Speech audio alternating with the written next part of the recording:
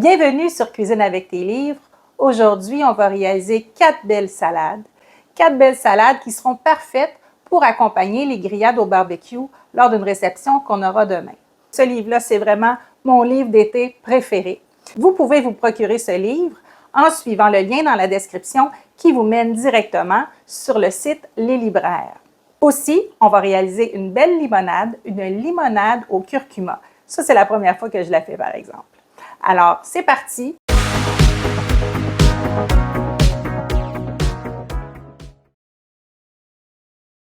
La recette de Josée Di Stasio, elle est pour 4 personnes. Moi, vu que c'est une réception, je fais la recette double. Alors, pendant que nos pommes de terre cuisent, on va faire notre vinaigrette. La vinaigrette, on la met directement dans le bol dans lequel on mettra les pommes de terre. On commence par 3 cuillères à soupe d'huile d'olive. Moi, j'aime bien celle-là, très légère en goût. 2 cuillères à soupe de moutarde à l'ancienne. La moutarde à l'ancienne, c'est celle qu'on voit les grains et c'est ça qui fait vraiment bon sur les pommes de terre. Alors maintenant, on ajoute 2 cuillères à soupe, soit de vinaigre de vin blanc, soit de vinaigre balsamique blanc. Je pensais que j'en ai plus, donc je mets du vinaigre de cidre de pomme. Ça va être très bon pareil. L'important, c'est de ne pas mettre du vinaigre foncé, comme un vinaigre de vin rouge ou vinaigre balsamique, parce que ça va être moins beau sur les pommes de terre. Ensuite, 2 cuillères à thé de miel. Une demi-cuillère à thé de sel. Alors, vu que c'est l'assaisonnement sur la salade et que ce n'est pas cuit, je mets de la fleur de sel.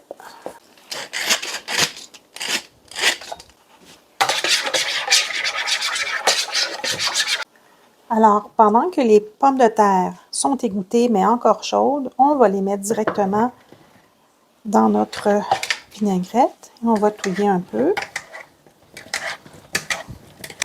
Et on va laisser reposer. Alors maintenant, on fait la salade d'orzo au citron et aux olives. Je pense que j'ai fait 3-4 fois cette recette-là.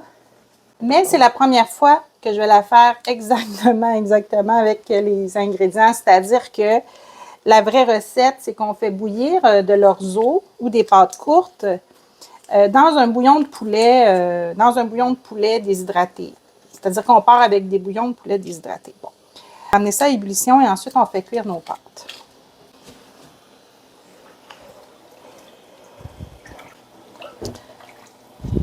Moi, j'achète jamais ça, du bouillon de poulet déshydraté. Je pense qu'on aurait pu prendre, par exemple, une tasse de notre bouillon de poulet maison, l'étirer avec de l'eau. C'est parce que les pâtes vont cuire dans le bouillon, puis après, on égoutte. Donc, on va jeter ce bouillon déshydraté que j'ai acheté. Donc, là-dessus, je pense que prochaine fois, je prendrai un peu de bouillon de poulet maison, là, étiré avec de l'eau. Dans le fond, c'est pour donner plus de goût aux pâtes. Alors, nos pâtes ont été rincées à l'eau froide et égouttées. Maintenant, on va ajouter l'assaisonnement. Alors, pour commencer, on y va avec 1/3 de tasse d'huile d'olive.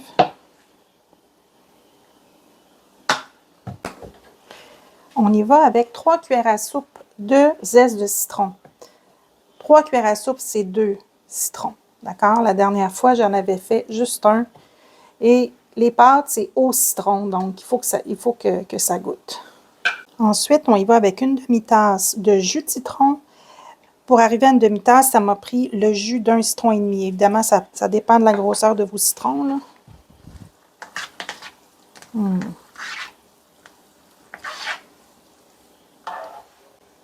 Ensuite, on doit mettre une demi-tasse de basilic frais.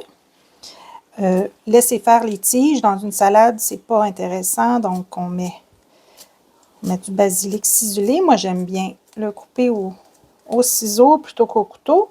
Si vous avez une mezzaluna, c'est une autre histoire. Je ne sais pas qu'est-ce que j'attends pour m'en acheter une depuis le temps que j'en veux. Je ne sais pas pourquoi. Bon. Alors, on a du basilic. Ah mon Dieu, que j'aurais envie d'en mettre plus, mais on va laisser ça comme ça pour l'instant. Ensuite, on y va avec une tasse et 3/4 d'olives. Et on va les hacher grossièrement. C'est important, olives dénoyautées.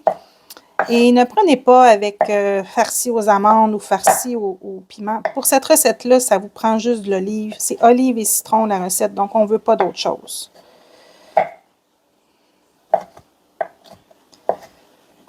Voilà. On va mettre ça dedans.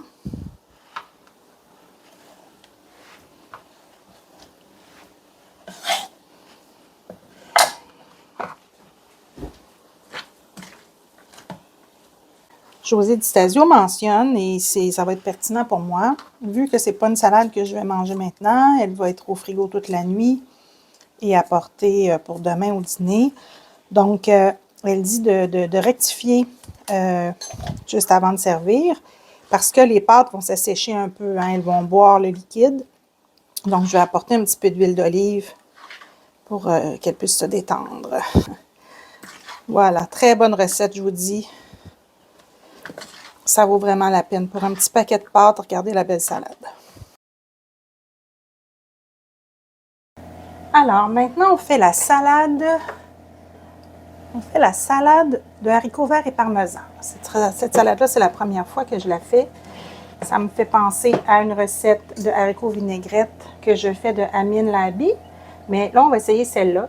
Donc, encore une fois, je fais la recette double. Donc, normalement, c'est 1 livre de haricots verts. Là, j'en mets 2 livres. Ils ont été bien lavés, équeutés et tout. Alors, pour commencer, on les met dans un bol et on met 6 cuillères à soupe d'huile. Et là, je dois doubler. 3 et 6. Ensuite, on a besoin de 4 gousses d'ail coupées en deux, donc 8 gousses d'ail. Alors, 8 gousses d'ail coupées en deux. Moi, je prends les gousses d'ail ici qui viennent du Québec. La dernière fois, je ne trouvais pas des gousses d'ail entières du Québec. Donc, moi, je n'achèterai pas des gousses d'ail de la Chine. Donc, je fais attention à ça. On reprend le zeste d'un citron râpé. Encore là, il y a une microplane qui existe. Je crois que ce serait mieux encore que ce que j'ai. La microplane, elle est faite pour râper les agrumes de cette manière-là. Je pense qu'on l'a toute faite, là. Une demi-cuillère à thé de sel. Là, les haricots, ils sont crus. On va envoyer ça au four maintenant. Alors, j'aime bien utiliser ma feuille d'aluminium recyclable que ça fait presque plus qu'un an que je l'ai. Et je la lave et c'est fait. Alors, on vient mettre nos haricots ici. Moi, c'est la recette double. Alors, je vais être obligée de prendre 2 plaques. Alors, voilà, j'ai mes 2 plaques. Alors là, on va enfourner.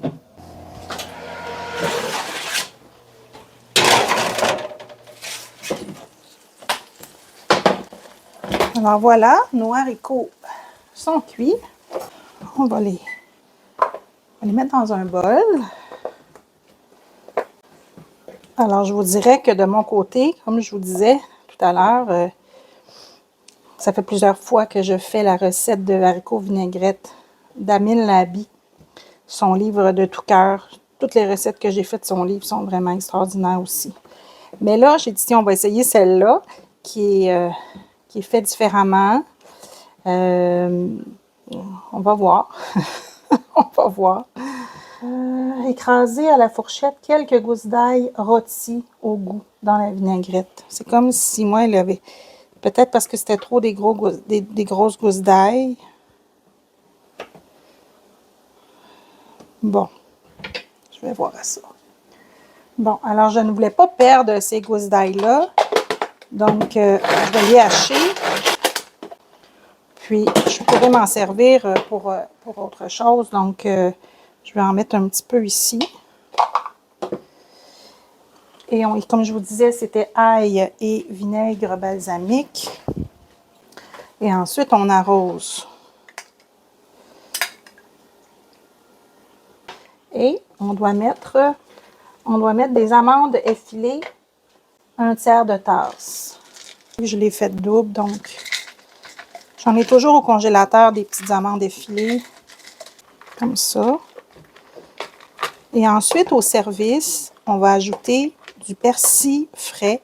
Alors, je viens de le laver, mais je vais le mettre seulement quand tout ça sera bien froid. Et pour terminer, on doit mettre du parmesan, des copeaux de parmesan directement sur le dessus. Donc, c'est ça la caractéristique de cette salade-là, -là, c'est le parmesan. C'est vraiment bon. Ah, ça goûte très différent. Ça goûte très différent de l'autre. Avec le fromage parmesan et le persil, ça va être vraiment une belle recette. Moi, elles sont différentes les deux. Donc, c'est comme si je ne peux pas dire qu'elle est la meilleure parce que c'est vraiment différent. Les fèves sont cuites juste parfaitement. Wow!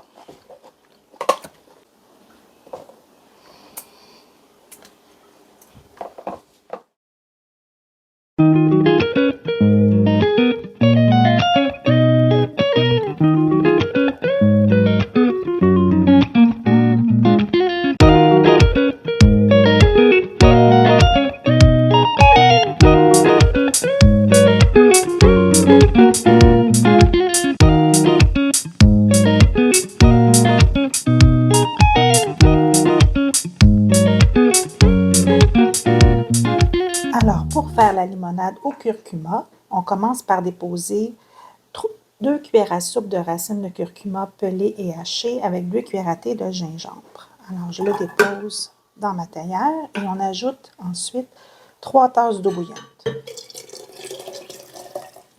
Alors, maintenant qu'on a nos 3 tasses de liquide, on ajoute 3 cuillères à soupe de miel, une pincée de sel. On laisse infuser 10 minutes à découvert. Après 10 minutes, on va filtrer.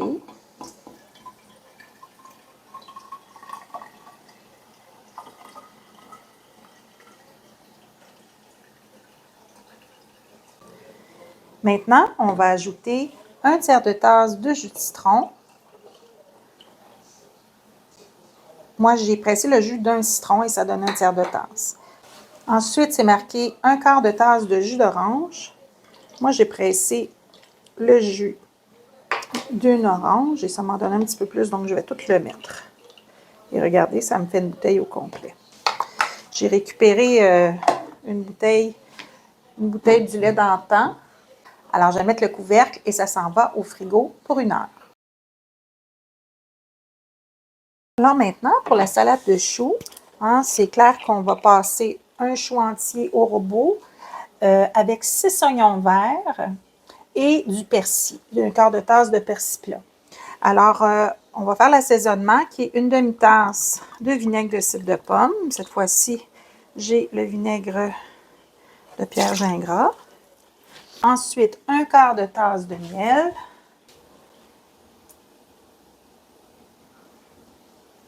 Ensuite, on va mettre 1 cuillère à thé et demie de graines de céleri. Et 1 cuillère à thé de sel. Et là, on amène ça à ébullition. Alors, vous voyez que j'ai pas de malaise avec les recettes de Josée Di Stasio de vous donner les quantités. Parce que toutes les recettes de Josée Di Stasio sont sur son site web. Donc, quand bien même que je promotionne le livre de cuisine puis que vous voulez l'acheter, vous pouvez l'acheter avec mon lien d'achat que je dépose dans la description. Là, il y a un lien d'achat qui va vers la boutique Les Libraires, donc Librairie du Québec. Et sinon, je vous invite à aller voir la recette sur le site web de Josée Di Stasio aussi. Vous pouvez imprimer la recette. Mais moi, je suis amoureuse des livres, des livres papier. Et il y a une autre possibilité aussi, c'est de vous procurer le livre usagé. Et si vous êtes au Québec, on commence une petite communauté, un groupe Facebook qui est voué à l'échange de livres de cuisine ou encore échange, vente ou à donner. Donc, ça permet de faire circuler les livres de cuisine. Donc, les livres de Josée Di Stasio s'y retrouvent aussi. Alors, je vous invite à faire votre demande pour être dans le groupe si ça vous intéresse. Je vais mettre le lien dans la description. On a râpé notre chou au robot culinaire et on a râpé 6 échalotes avec une demi-tasse de persil. Et là, on va ajouter notre vinaigrette, mais juste avant, je vais ajouter une demi-tasse d'huile. Voilà, on ajoute une demi-tasse d'huile. On ajoute notre sauce ici. Et on va mêler le tout. Ça vaut vraiment la peine de faire notre salade de choux.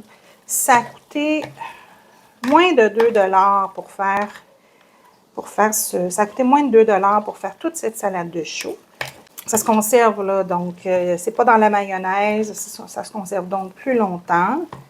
C'est bon, c'est santé. Du chou, on n'en mange pas suffisamment, je crois, les Québécois. Délicieux. Délicieux. Alors,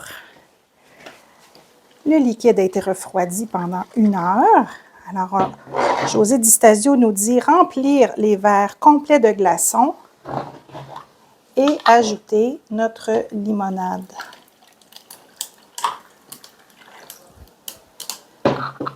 Servir dans des verres remplis de glaçons se conserve jusqu'à 1 semaine dans un pot hermétique au réfrigérateur.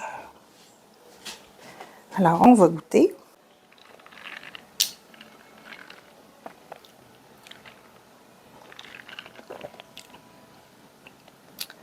C'est bon, ça goûte l'orange, le citron, le curcuma. Je goûte pas beaucoup le gingembre. C'est bon, je serais portée à peut-être faire moitié eau pétillante pour que ça fasse plus un mocktail, mais j'adore ça. Et je trouve que c'est le genre de pichet qu'on devrait garder au frigo, tout le temps prêt à être servi, et c'est rempli d'aliments anti-inflammatoires et c'est excellent pour la santé, donc pourquoi pas. Alors, merci José Di Stasio pour cette belle recette. Ça m'aura pris 3 jours à réaliser l'ensemble des recettes pour finaliser la vidéo. J'ai même eu le temps d'aller me faire couper les cheveux entre le début et la fin. Alors, abonnez-vous si ce n'est pas déjà fait à Cuisine avec tes livres, la chaîne qui vous fait découvrir de nouveaux livres et qui vous accompagne à réaliser des recettes.